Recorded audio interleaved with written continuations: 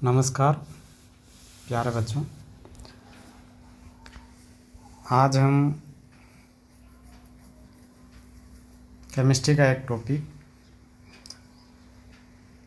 Bonding और anti bonding molecular orbital इसके बारे में अध्ययन करेंगे।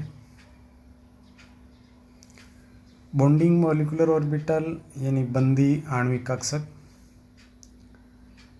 और एंटी बॉन्डिंग मॉलिक्यूलर ऑर्बिटल यानी विपरीत बंदी आणविक कक्षक। बॉन्डिंग मॉलिक्यूलर ऑर्बिटल को यहाँ BMO लिखा गया है और एंटी बॉन्डिंग मॉलिक्यूलर ऑर्बिटल को यहाँ ABMO लिखा गया है।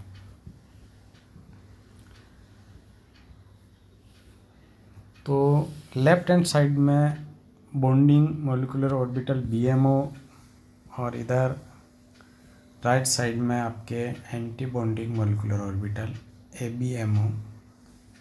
इन दोनों में अंतर की एक टेबल बनी हुई है, हम इस पर चर्चा करते हैं।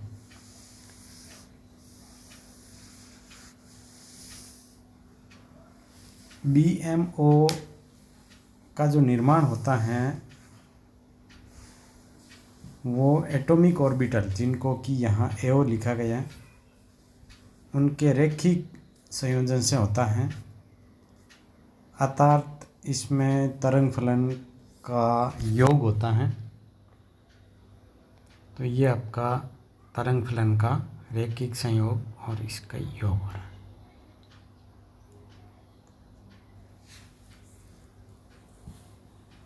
एटॉमिक ऑर्बिटल यानी परमाणु कक्षक, इनका जो रैखिक संयोग है यानी दोनों की पॉजिटिव लूप्स या नेगेटिव लूप्स अंतर्नाभिकीय अक्ष पर एक दूसरे के संपर्क में आती हैं या इनका ओवरलैपिंग या अतिव्यापन होता है। तो इसमें हम तरंग फलनों का योग मान सकते हैं। यदि एक एटॉमिक ऑर्बिटल का तरंग फलन साइन A है और दूसरे एटॉमिक ऑर्बिटल का तरंग फलन यदि साइन B है, तो हम इन दोनों का योग जो है वो sine A plus sine B करते हैं। ये आपका BMO का तरंग फलन हो जाएगा। तो पॉइंट नंबर 1 पे हमने चर्चा की। इसी प्रकार से BMO का पॉइंट नंबर 2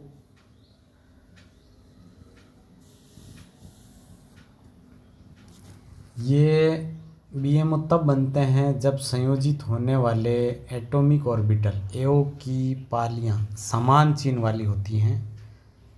यानी इनका ओवरलैपिंग जब होता है तो पॉजिटिव वाली पालियों के बीच में ओवरलैपिंग होगा एवं नेगेटिव पालियों वालों के बीच में ओवरलैपिंग होगा। तभी इसको हम रैखिक संयोग मानेंगे। यहाँ पे पॉजिटिव चिन्ह या समान चिन्ह की जो बात हो रही है, पॉजिटिव का मतलब जिस साइड में इलेक्ट्रॉन डेंसिटी अधिक हो वो पॉजिटिव चिन्ह के लिए लिखा गया है, और जिस साइड में इलेक्ट्रॉन डेंसिटी कम हो उसको नेगेटिव सिंबल के लिए लिखा गया। यानी दोनों तरफ इलेक्ट्रॉन डेंसिटी ज़्यादा वाले संयोग करेंगे या फिर दोनों ही कम डेंसिटी वाले संयोग करेंगे। नंबर 3 पे चर्चा करते हैं। BMO की ऊर्जा जो है वो AO एटॉमिक ऑर्बिटल की ऊर्जा से कम हो जाती है, क्योंकि जब रैखिक संयोग होता है इनके तरंग फलन का योग होता है तो आकर्षण होता है वो, और इससे इनकी ऊर्जा में कमी हो जाती है। 3 नंबर पॉइंट।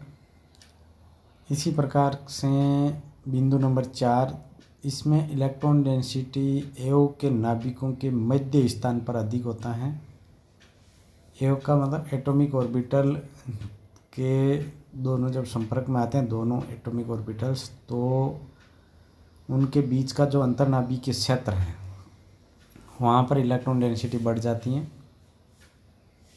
और नाभिकों के मध्य स्थान में इलेक्ट्रॉन डेंसिटी बढ़ जाती है, अर्थात नाभिक परिरक्षित रहते हैं। जब नाभिकों के मध्य इलेक्ट्रॉन डेंसिटी बढ़ेगी तो नाभिक परिरक्षित हो जाएंगे। नंबर 4 बिंदु। इसी प्रकार बीएमओ में बिंदु नंबर 5 की बात करते हैं। ये अणु को स्थायित्व प्रदान करते हैं।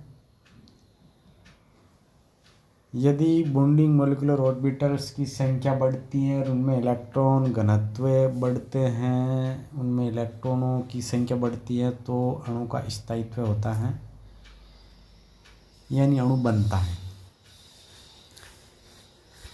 पॉइंट नंबर 5 पे मैं और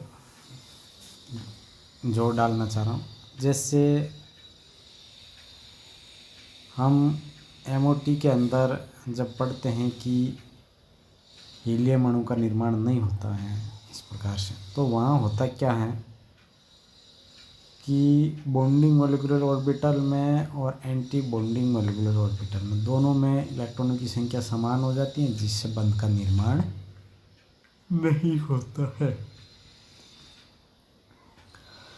यदि जैसे लिथियम की बात करेंगे तो उसमें एंटी बॉन्डिंग में इलेक्ट्रॉन नहीं लेकर के बॉन्डिंग मॉलिक्यूलर ऑर्बिटल में रहेंगे तो अणु का निर्माण होगा, अणु का स्थायित्व प्रदान करते हैं।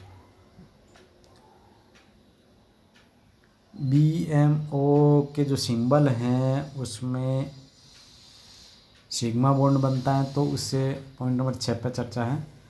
सिग्मा बॉन्ड बनता है तो हम उसको सिग्मा बी लिखेंगे, और यदि पाई बॉन्ड बनता है तो हम पाई बी से प्रदर्शित करेंगे। जबकि एंटी बॉन्डिंग वाली में हम इनके स्टार लगाते हैं।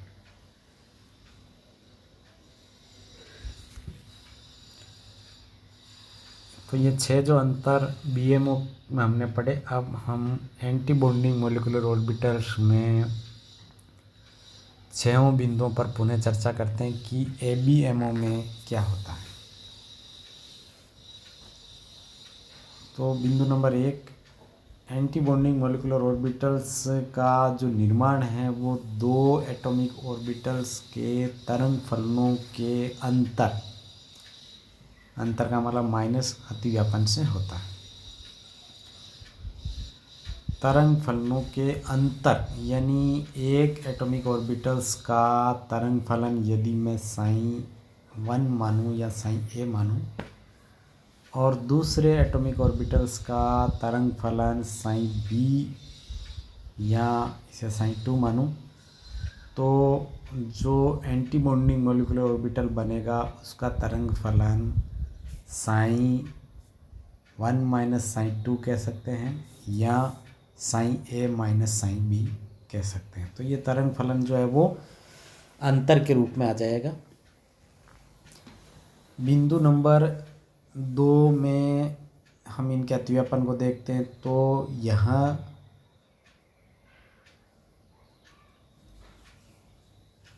जो एटॉमिक ऑर्बिटल्स की जो पालियाँ होगी, जब उनमें अतिव्यापन होगा, एंटी बॉन्डिंग मॉलिक्यूलर ऑर्बिटल बनेगा, तो पालियाँ विपरीत चिन्ह वाली होती हैं, तो ये कक्षक बनते हैं। विपरीत चिन्ह वाली का मतलब एक एटॉमिक ऑर्बिटल्स का प्लस साइन वाली पाली और दूसरे एटॉमिक ऑर्बिटल्स के माइनस साइन वाली पाली, उनके बीच में यदि ओवरलैपिंग है तो वह एंटी बॉन्डिंग मॉलिक्यूलर ऑर्बिटल बनता है। बिंदु number 3, anti bonding molecular orbital की ऊर्जा, क्योंकि नेगेटिव उनके तरंग फलनों का अंतर होता है तो ऊर्जा बढ़ जाती है इनकी। तो इनकी ऊर्जा जो है वो एटॉमिक ऑर्बिटल एओ की ऊर्जा से अधिक हो जाती है। बिंदु number 4, electron density atomic orbital के नाभिकों के मध्य स्थान पर आ जाती है, नहीं कम आती है, नहीं आती है। इलेक्ट्रॉन डेंसिटी नाभिकों के मध्य स्थान पर नहीं आकर के नाभिकों के दोनों साइडों में, यानी नाभिक पास हो जाते हैं और इलेक्ट्रॉन डेंसिटी नाभिकों के दोनों तरफ हो जाती है। तो इससे नाभिक विपरिरक्षित रह जाएंगे और बीच में इलेक्ट्रॉन डेंसिटी कम हो जाएगी, जिससे अणु का स्थायित्व नहीं होगा। तो अगला बिंदु 5 जो है वो ये है कि एंटी बॉन्डिंग मॉलिक्यूलर ऑर्बिटल अणु को स्थायित्व प्रदान नहीं करते हैं बल्कि अस्थायी बनाते हैं। यदि एंटी बॉन्डिंग मॉलिक्यूलर ऑर्बिटल में इलेक्ट्रॉन घनत्व में वृद्धि होती है तो अणु के स्थायित्व में कमी आती है। जैसे पहले भी उदाहरण दिया था कि हीलियम में बॉन्डिंग मॉलिक्यूलर ऑर्बिटल में जो इलेक्ट्रॉन आते हैं उतने ही एंटी बॉन्डिंग मॉलिक्यूलर ऑर्बिटल में इलेक्ट्रॉन आ जाते हैं, जिससे जो बॉन्ड की संख्या बनती है Nv-Na/2 वाले फॉर्मूले से वो 0 हो जाती है। बिंदु नंबर 6 में हम एंटी बॉन्डिंग मॉलिक्यूलर ऑर्बिटल्स के जो चिन्ह है वो कैसे होंगे। यदि सिग्मा ऑर्बिटल हैं तो हम सिग्मा स्टार से व्यक्त करेंगे, और यदि पाई एंटी बॉन्डिंग मॉलिक्यूलर ऑर्बिटल हैं तो हम इसे पाई स्टार से प्रदर्शित करेंगे। तो ये आपका जो अंतर था कि एंटी बॉन्डिंग और बॉन्डिंग मॉलिक्यूलर ऑर्बिटल में क्या अंतर है। अब हम अंतर सिग्मा मॉलिक्यूलर ऑर्बिटल्स और पाई मॉलिक्यूलर ऑर्बिटल्स पे पढ़ते हैं। तो पहले हम यहाँ पे ये देखिए आप, सिग्मा मॉलिक्यूलर ऑर्बिटल्स क्या होंगे इसके और किस प्रकार से बनते हैं। तो सिग्मा मॉलिक्यूलर ऑर्बिटल यह अंतर्नाभिकीय अक्ष की दिशा में एटॉमिक ऑर्बिटल एओ के अतिव्यापन द्वारा बनते हैं, जिसको हम समअक्षीय अतिव्यापन भी कह सकते हैं। यानी दोनों परमाणु एक ही अक्ष पे एक दूसरे की ओर बढ़ते हैं, तो उसी अक्ष पर दोनों परमाणुओं के परमाणु नंबर 1 का एटॉमिक ऑर्बिटल जिसका सिंबल आपका प्लस हो, और सेम वही एटॉमिक ऑर्बिटल्स दूसरे परमाणु का वही सिंबल हो, वही साइन हो प्लस वाला। तो ये दोनों एक ही अक्ष पे यदि एक दूसरे की ओर आगे बढ़ते हैं, उनमें अतिव्यापन होता है, तब सिग्मा बॉन्ड का निर्माण होता है, या ऐसे कह सकते हैं अपन सिग्मा मॉलिक्यूलर ऑर्बिटल बनता है। तो अंतर्नाभिकीय क्षेत्र में इलेक्ट्रॉन डेंसिटी बढ़ती है और ये सिग्मा बॉन्ड बनता है। नंबर 2, इसमें अतिव्यापन अधिकतम होता है जब एक ही अक्ष पे दोनों परमाणु एक दूसरे की ओर आकर्षित होते हैं। तो एक परमाणु का परमाणु नंबर 1 की इलेक्ट्रॉन डेंसिटी को परमाणु नंबर 2 का नाभिक आकर्षित करता है, और परमाणु नंबर 2 की इलेक्ट्रॉन डेंसिटी को परमाणु नंबर 1 का नाभिक आकर्षित करता है। इस प्रकार से यह अतिव्यापन अधिकतम होता है। Point number 3, sigma molecular orbital में जो ऑर्बिटल्स बनेंगे उससे जो आपके बंध बनेंगे वो परबल बंध बनेंगे। परबल इसलिए बनेंगे कि इलेक्ट्रॉन डेंसिटी जो है वो अंतर्नाभिकीय क्षेत्र में आ जाती है, वहाँ घनत्व बढ़ जाता है, इसलिए ये बंध परबल बनते हैं। पॉइंट नंबर 4, इसमें इलेक्ट्रॉन अब्र होता है, यानी जो सिग्मा ऑर्बिटल्स बनता है उसमें एक इलेक्ट्रॉन अब्र बीच में आपका होता है। एक इलेक्ट्रॉन अब्र बनेगा बीच में, दोनों नाभिकों के बीच में। अब हम पाई मॉलिक्यूलर ऑर्बिटल क्या है इसको देखते हैं। तो पाई मॉलिक्यूलर ऑर्बिटल्स कैसे बनते हैं। यह अंतर आणविक अक्ष के लंबवत एओ एटॉमिक ऑर्बिटल के समपार्श्वीय पार्श्व के दो, पैरेलल के दो, समांतर के दो उस अतिव्यापन से बनते हैं। तो यहाँ पे पार्श्वीय या संपार्श्वीय अतिव्यापन होता है, अंतर नाभिकीय अक्ष के लंबवत होता है, और लंबवत जब होता है तो इलेक्ट्रॉन डेंसिटी नाभिकीय अक्ष के पर नहीं आती है, अंतर नाभिकीय अक्ष पे नहीं आती है, बल्कि अक्ष के लंबवत दोनों तरफ डिवाइड हो जाती हैं, और इससे जो ऑर्बिटल बनेगा वो पाई मोलिकुलर ऑर्बिटल बनेगा। अब ये तुलनात्मक रूप से अतिव्यापन कम होता है। पॉइंट नंबर 2, अतिव्यापन तुलनात्मक रूप से कम इसलिए होता है कि अतिव्यापन दो जगह डिवाइड हो जाता है और दोनों के नाभिक एक दूसरे को प्रतिकर्षित करने लग जाते हैं। उस स्थिति में अतिव्यापन अधिक भी नहीं होता है, कम होता है। और इस कारण से पॉइंट नंबर 3 ये दुर्बल बंध बनाते हैं। तो पाई मोलिकुलर ऑर्बिटल में यदि इलेक्ट्रॉन डेंसिटी बढ़ती है तो पाई बॉन्ड बनते हैं, और ये जो बंध बनता है आपका वो दुर्बल बंध होता है। पॉइंट नंबर 4, इसमें जो इलेक्ट्रॉन डेंसिटी है वो अक्ष के ऊपर व नीचे दो जगह डिवाइड हो जाती है। तो इसमें जो इलेक्ट्रॉन अब्र बनेंगे पाई मोलिकुलर ऑर्बिटल में, वो इलेक्ट्रॉन अब्र 2 बनेंगे, अक्ष के लंबवत बनेंगे ये दोनों, एक ऊपर अक्ष पर और एक नीचे बनेगा। इस प्रकार से इलेक्ट्रॉन अब्र 2 बनेंगे और ये कमज़ोर आपका बॉन्ड बनने वाली स्थिति।